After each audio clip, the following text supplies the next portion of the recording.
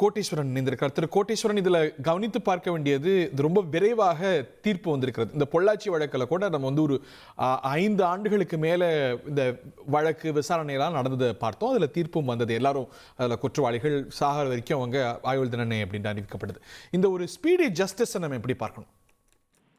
உண்மையிலே காவல்துறைக்கும் நீதித்துறைக்கும் ஒரு நெஞ்சார்ந்த நன்றி என்று சொல்ல வேண்டும். காரணம் என்னவென்றால், ஒரு 5 மாத காலத்துல, ஒரு குறுகிய காலத்துல விசாரணையை மேற்கொண்டு அதுக்குண்டான தரவுகள் ஆதாரங்களை சேகரித்து வழக்காடு மன்றத்துல வாதி பிரதிவாதி 2 பேரும் வாதங்களை முடித்துவிட்டு இன்னைக்கு தீர்ப்பானது வந்திருக்கிறது.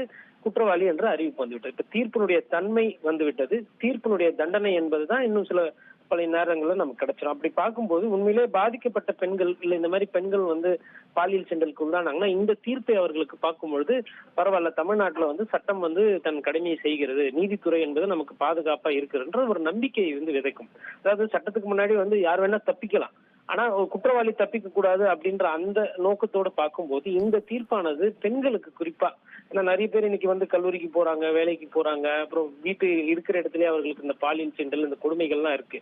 அப்படியெல்லாம் இருக்கும்போது இந்த தீர்ப்பானது, பொள்ளாச்சி தீர்ப்பானதாகட்டும், இந்த தீர்ப்பானதாகட்டும், நம்ம பொதுமக்கள் சார்பாக இந்த தீர்ப்புகளை பார்க்கும்போது அவங்களுக்கு ஒரு நம்பிக்கையை கொடுக்கும். அதாவது ஒரு கேஸ் பெருசாச்சு, காட்சி ஊடகத்திலேயோ அச்சு ஊடகத்திலேயோ அது பெரிதாகி விட்டது அப்படின்னா இது ஒரு தீர்ப்பை நோக்கி வரும் அப்படின்றது இது ஒரு நம்பிக்கை கொடுக்கின்ற ஒரு செய்தி. செய்திகளை உடனுக்குடன் தெரிந்து கொள்ள உடனே சப்ஸ்கிரைப் பண்ணுங்க.